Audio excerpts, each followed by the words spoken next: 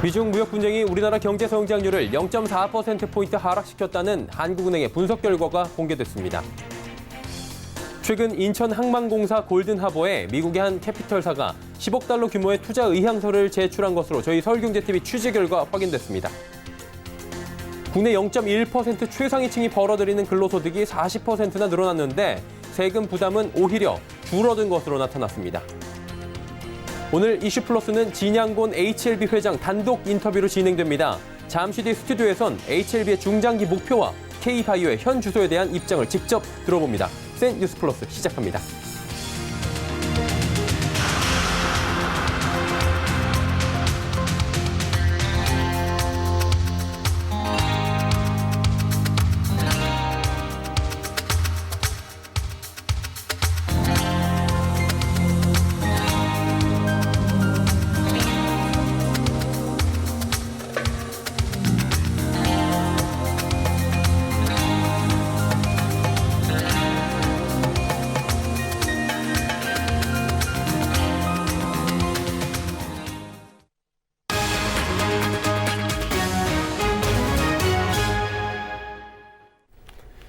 시청자 여러분 안녕하십니까? 센 뉴스플러스 서정덕입니다. 미중 간의 무역 분쟁 영향으로 올해 한국 경제 성장률이 0.4%포인트 하락했다는 통화당국의 분석이 나왔습니다. 이주열 한국은행 총재는 지난 18일 미국 워싱턴 DC에서 가진 기자간담회에서 이 같은 분석 결과를 소개했습니다. 0.4%포인트 하락분 가운데 미중 간 관세 부과 등 무역 경로를 통한 효과가 0.2%포인트, 불확실성 확대에 따른 투자와 소비 등 경제활동 둔화 영향이 0.2%포인트로 추정됐습니다. 이 총재는 올 한 해의 성장률 둔화는 미중 무역 분쟁과 반도체 경기 회복 지연 등 대외 요인 악화 탓이 크다는 점을 부인할 수 없다고 강조했습니다. 내년도 성장률에 대해서는 미국과 중국이 1단계 부분적 합의를 하며 최악은 면한 것이 아니냐며 다소 반등하리라고 내다봤습니다. 인천항만공사가 지난 2014년부터 진행하던 골든하버 매각이 드디어 결실을 맺을 것으로 전망됩니다.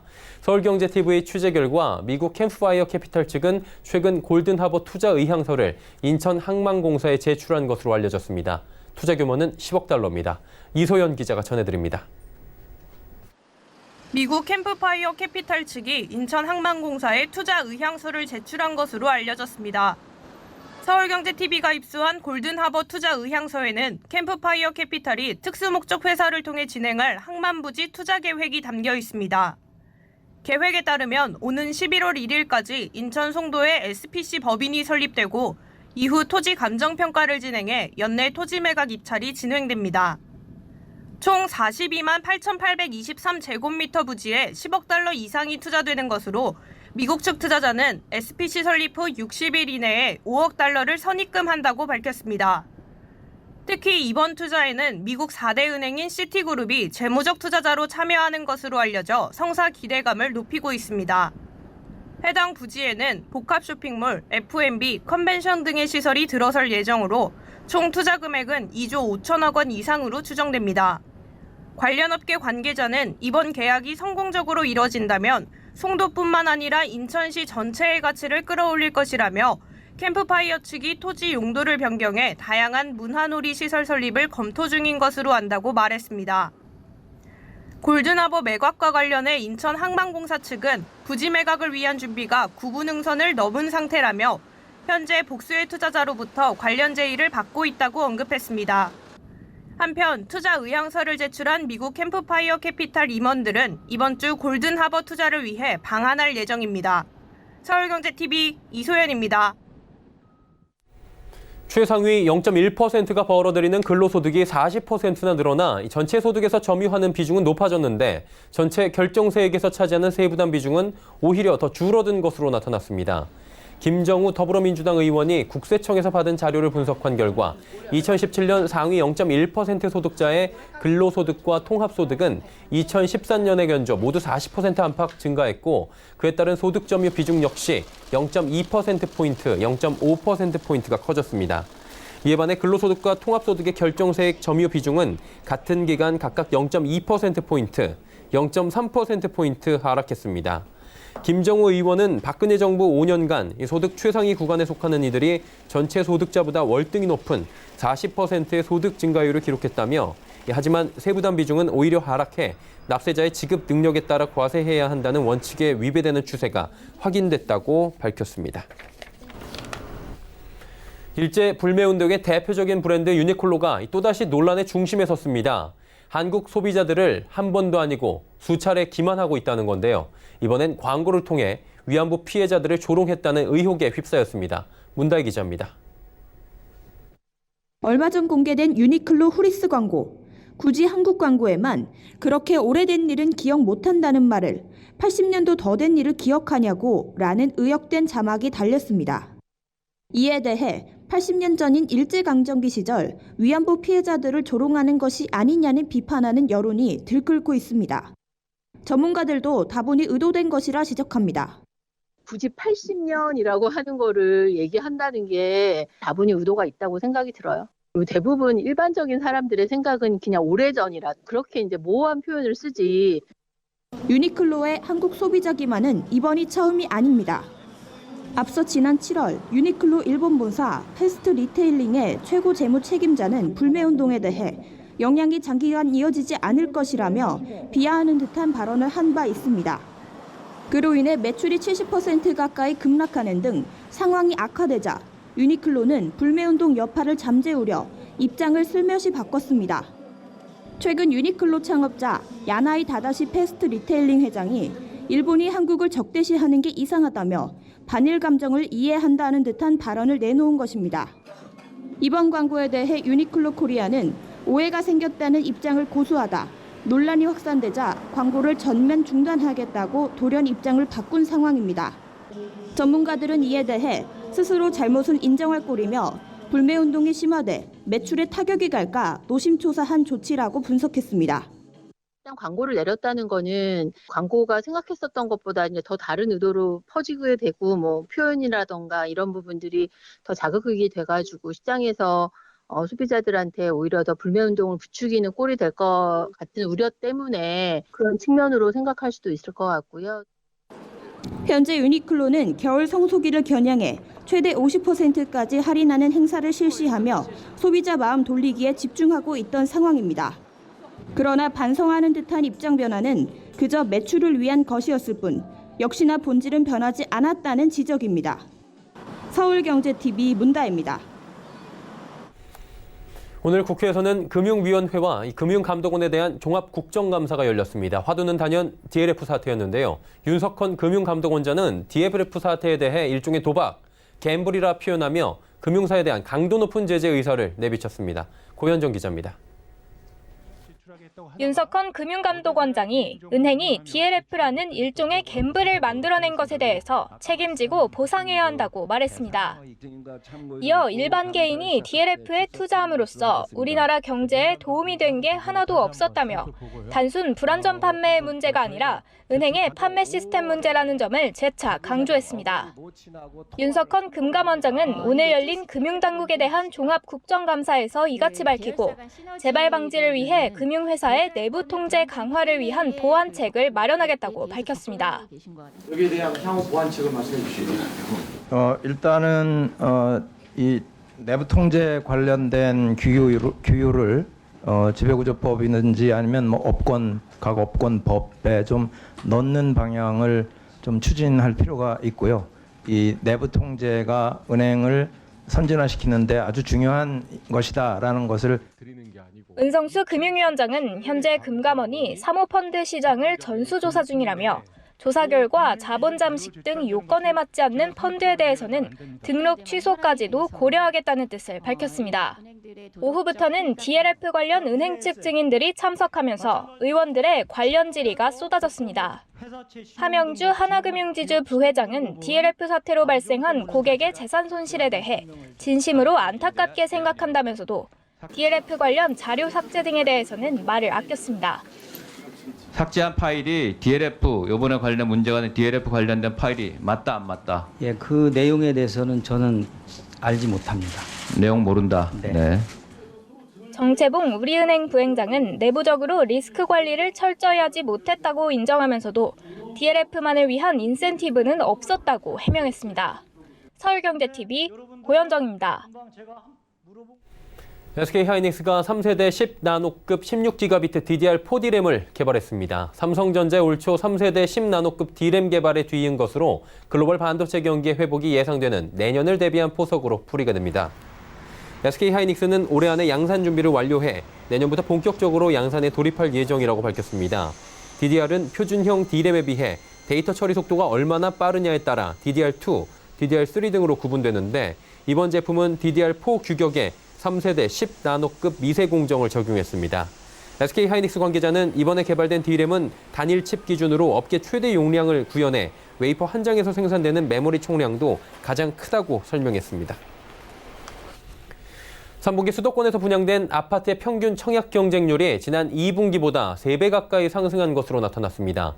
직방에 따르면 1순위 기준으로 3분기 청약 경쟁률은 전국 17.6대 1, 수도권 22.3대 1, 지방 14.2대 1을 기록했습니다. 이 가운데 수도권 청약 경쟁률은 7.8대 1을 기록한 2분기와 비교해 2.85배 상승해 분양시장 호황을 이끌었습니다. 직방은 수도권과 지방 모두 1순위 청약 경쟁률이 증가했는데 미달률은 지방에서 외려 상승해 지역에 따른 수요자 쏠림 현상이 심해졌다고 분석했습니다.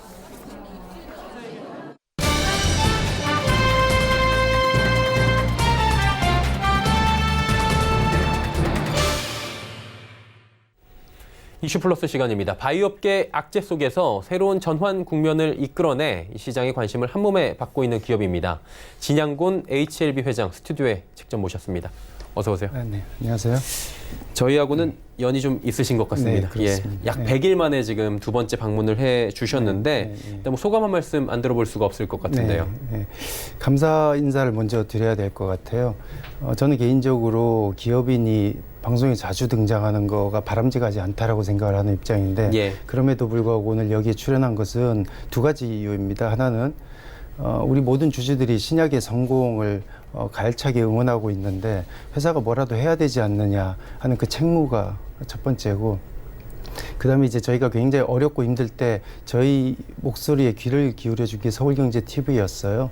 그래서 그 감사의 마음을 전하고자 하는 게 또 다른 하나죠. 저희 주주와 서울경제TV에 대한 감사의 마음, 이걸로 소감을 내진하겠습니다. 일단은 두 번째 말씀에서 지난번에 좀 힘든 시기였다. 그때 이제 좀 고마웠다 말씀해 주셨는데 개인적으로는 거의 떠올리기 싫으실 정도로 지난 100일 전 정도는 그럴 것 같은데 힘든 시기셨죠? 네, 그렇죠. 그때 상황은 예컨대 이런 것이었습니다. 해외에서 굉장히 유능하고 성실하다고 정평이 나 있는 직원이 출근길에서 이렇게 전화를 하는 거죠. 팀장님, 제가 길이 막혀서 최악의 경우에 조금 늦을 수도 있을 것 같아요. 라고 이렇게 전화를 해놓고 정상 시간 내에 딱 도착을 했는데 다행히 도착해보니 결근 처리가 돼 있는 상황. 그래서 최악의 경우 조금 늦을 수도 있다라는 얘기를 했을 뿐인데 이미 결근으로 확정이 돼 있고, 결근이 아니라고 수차례 얘기를 했는데 그럴 거면 차라리 전화를 하지 말 걸 그랬다라는 비난이 쏟아지고, 그런 상황에서 쟤네들이 결근은 아닌 건 확실한 것 같다. 그리고 지각도 아닐 수 있는 것 같다. 얘기나 좀 들어보자 했던 게 서울경제TV였죠. 그래서 다시 한번 감사하는 마음이고요.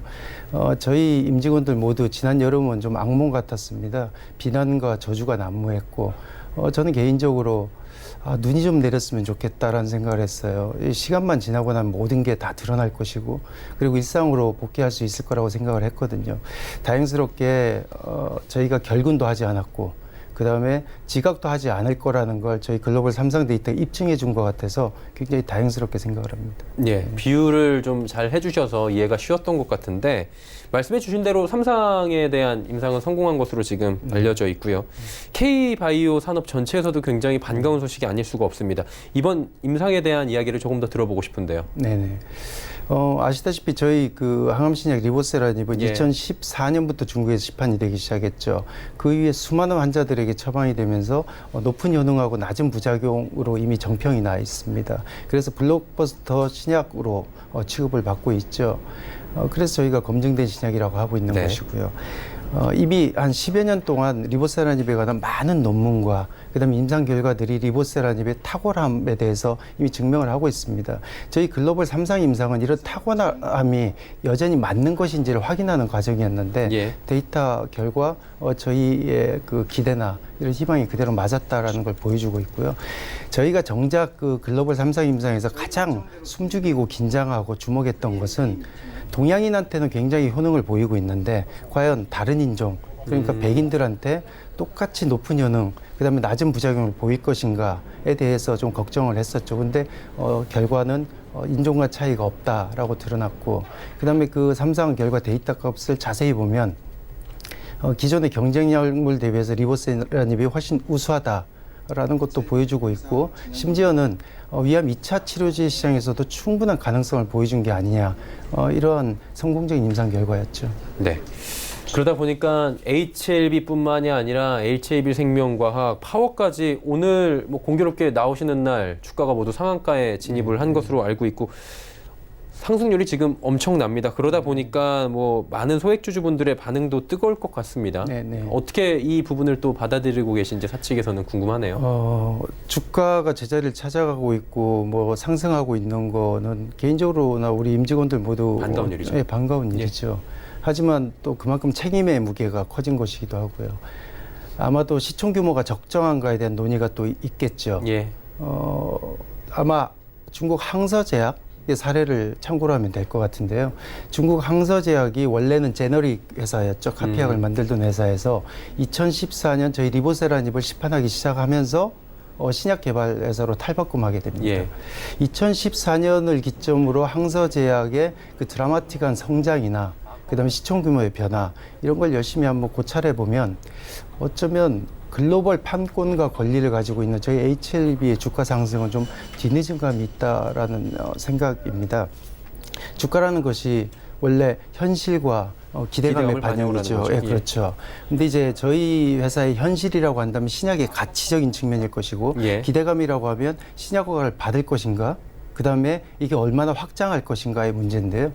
적어도 펀드멘탈한 요인인 신약의 가치 부분에 있어서는 수많은 논문들, 임상 결과들, 중국에서 시판 결과들, 그다음에 글로벌 3상 데이터 값, 그리고 권위 있는 국제학회에서의 인정, 이런 부분을 감안한다면 충분히 검증됐다라고 생각합니다. 그리고 기대감 부분, 그러니까 신약 허가와 확장성은 저희가 지금 현실화시키기 위해서 노력하고 있는 부분이고요. 지금 저희 주가가 적어도 현실적인 부분, 신약의 가치 부분을 제대로 반영하고 있느냐, 그마저도 아직 부족하다고 저는 생각을 합니다. 그리고 말씀하신 김에 공매도에 대해서 좀 말씀을 드리겠습니다. 얘기가 좀 나왔었죠. 네, 예. 많이 얘기 나오고 있죠. 예. 저희가 약간 불명예스럽게도 코스닥 시장에서 공매도 비중 1위 기업이었습니다. 네. 지금은 아니죠. 네, 지금은 예. 아니죠. 1위 기업이었죠. 저 교세라 그룹의 이나모리 가지오 회장의 자서전에 보면 이런 내용이 나옵니다. 한 명이 이나모리 가지오 회장에게 질문을 하죠. 회장님, 선이 이긴다라고 늘 말씀을 하시는데, 예. 제가 보기에는 현실에서는 악이 더 이기는 것 같습니다. 이나모리 가지오 회장이 얘기를 하죠. 어느 한 순간만 놓고 보면 악이 이기는 것 같을 수 있다. 하지만 시간을 길게 연장해 놓고 보면 결국 선이 이긴다. 제가 그 자본이라는 게 원래 가치 중립적이기 때문에 예. 그걸 선과 악을 구분하려는 것은 아니고요. 그다음에 또 공매도를 악으로 규정하는 것 또한 아닙니다. 다만 저희가 하는 일이 항암 신약을 개발하는 것이고, 저희 신약이 나오기를 간절히 기다리는 환자들이 많이 있죠. 절실한 마음이죠. 그런 면에서 본다면 저희가 하고 있는 일은 적어도 저희 항암 신약이 실패하기를 바라는 이 공매도보다는 선에 좀 더 가까운 것 같아요. 그래서 저는 결국 선이 이겼으면 좋겠고 그렇게 만들고 싶어요. 그리고 감정을 떠나서 논리적으로 보더라도 저희 리보세라닙에 대해서 좀 철저하게 공부를 한다면 리보세라닙과 그리고 HLB의 업사이드 포텐셜은 굉장히 크다는 걸 알 수 있는데요. 학습을 통해서, 그리고 분석 결과를 통해서, 그리고 저희 임직원들의 노력을 통해서 시간이 지날수록 공매도는 더 힘든 시간을 보내게 되겠죠. 예, 네. 그래서 오늘 주가 상승이 뭐 과거의 셀트리온의 쇼커버링과 네. 공매도 쇼커버링과 어느 정도 뭐 비견이 되고 있는 얘기들도 나오고 있었습니다. 네.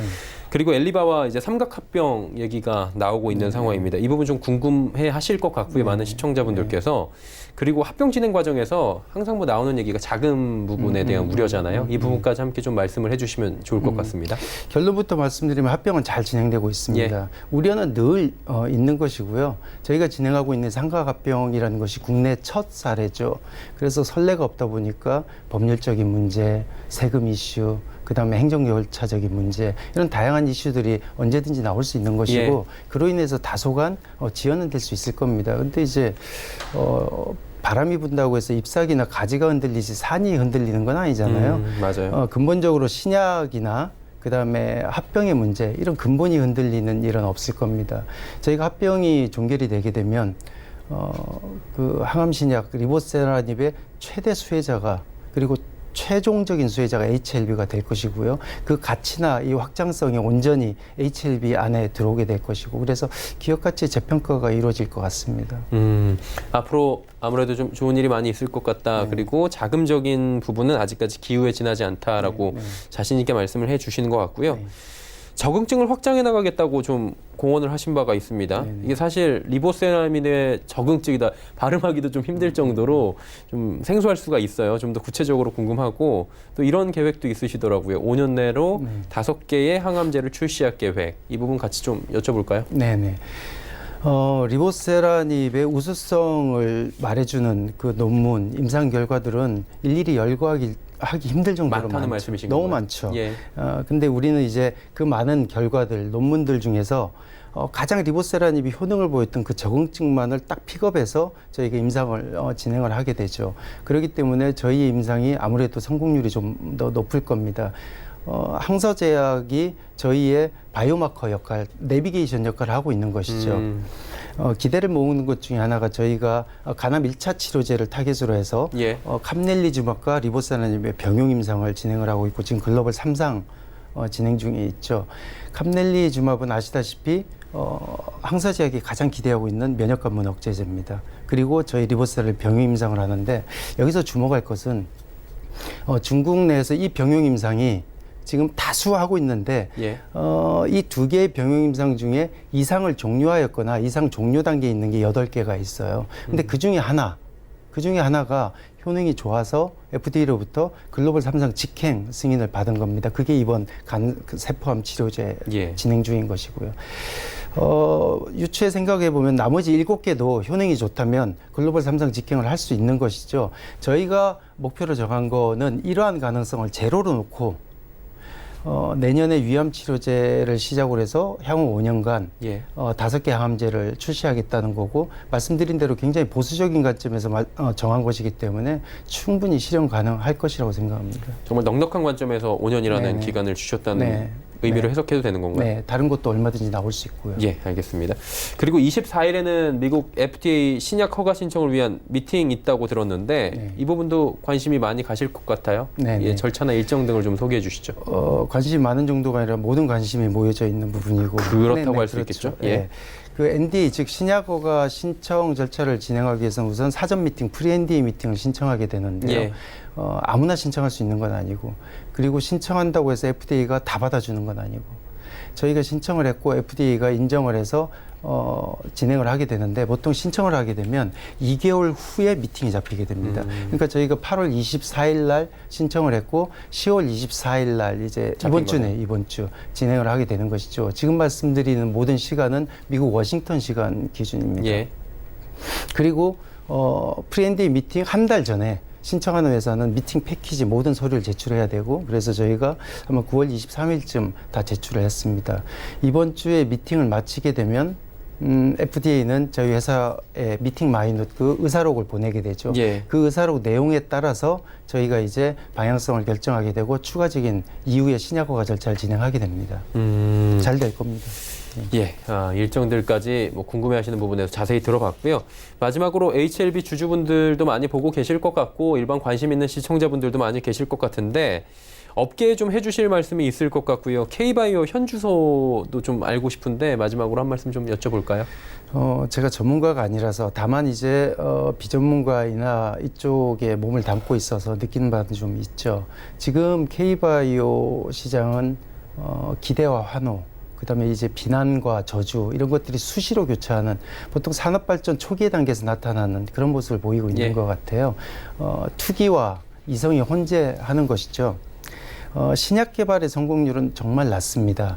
특히 항암 신약 개발 성공률 제가 어디 통계치를 봤는데 4,000분의 1 또는 10,000분의 1로 평가해 놓고 있더라고요. 좋게 봐줘서 4,000분의 1이라고 한다면 4,000개 시도에서 1개 성공한다는 것이죠. 10수년의 기간을 들여서 그다음에 1,000억 정도의 돈을 들여서 근데 성공률이 이렇게 낮다? 만만치 않은 비즈니스인 것이죠. 제가 보기에 탄탄한 수익 구조를 갖춘 제약회사들이 신약 개발을 하지 않는 이유가 여기에 있다고 봅니다. 어떻게 보면 도전을 넘어서 거의 모험 수준인 것이죠. 네. 저는 사실 이렇게 어렵고 힘들다는 거 몰라서 시작한 경우에 그런 말이 있잖아요. 사람이 가장 높이 오르는 것은 그 높이를 모를 때 가장 높이 오른다고. 뭐 쉽게 얘기하면 무식해서 용감한 그런 케이스죠. 근데 이제 저희가 열심히 하다 보면 사람이 하는 일인데 되지 않을까 그런 마음으로 깊게 파들어왔고 저희는 운이 좋은 케이스 그래서 좋은 결과를 목전에 두고 있다고 생각을 하지요. 그런 상황에서 보면 제 생각에 이게 굉장히 이렇게 어렵고 힘든 거를 알고 시작하는 그 K바이오의 기업들 그리고 연구원들 정말 대단하다고 생각을 해요. 예. 저는 그 도전과 용기 그 자체만으로도 박수받아 마땅하다고 생각을 합니다. 물론 이제 길을 가다 보면 때론 넘어질 수도 있고 잠시 길을 잃기도 하겠죠. 근데 모든 산업의 발전 과정이 그러하듯 한 단계 앞으로 나가 있는 그들의 모습을 다 보게 되실 거라고 생각을 해요. 좀 더 기다려 주시고 격려해 주셨으면 좋겠어요. 물론 이제 이런 응원이나 격려를 요청하기 위해서는 기업인들의 실천 윤리 같은 것이 전제돼야 되겠죠. 예. 아무튼 개발 16년 차 이룬 우리 리버세라딥은 글로벌 3상 임상을 성공적으로 종료했고 이제 글로벌 항암제로에서 출시를 기대하고 있는 상황까지 와 있습니다. 이 기나긴 시간 동안 오랜 시간 동안 응원해 주시고 격려해 주시고 힘을 모아 주신 우리 임직원들께 우선 감사드리고 그다음에 주주 여러분들께 이 자리를 빌어서 감사드립니다. 저희는 끝까지 집중해서 끝내 좋은 결과로 보답하겠습니다. 네, 감사합니다. 그리고 주주분들도 있지만 누구보다도 지금 항암 신약을 기다리고 계신 분들도 많이 계실 것 같은데 그분들에게도 끝까지 꿈과 희망을 주시기를 저희가 응원하도록 하겠습니다. HLB 알겠습니다. HLB 진양권 회장과 오늘 이야기 나눠봤습니다. 감사합니다. 감사합니다.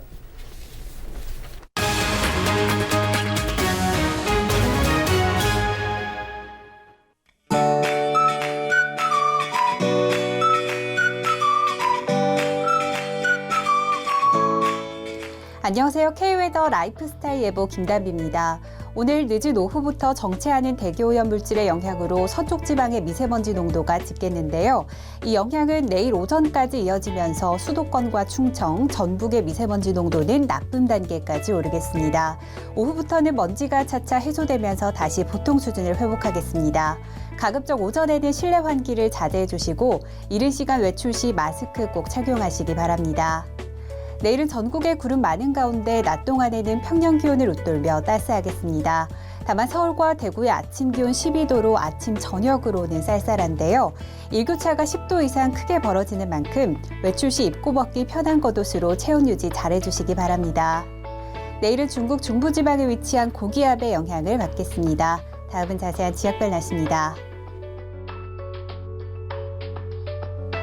중부지방은 낮부터 차차 구름이 많아지겠고 낮 기온은 22에서 24도로 평년보다 높겠습니다.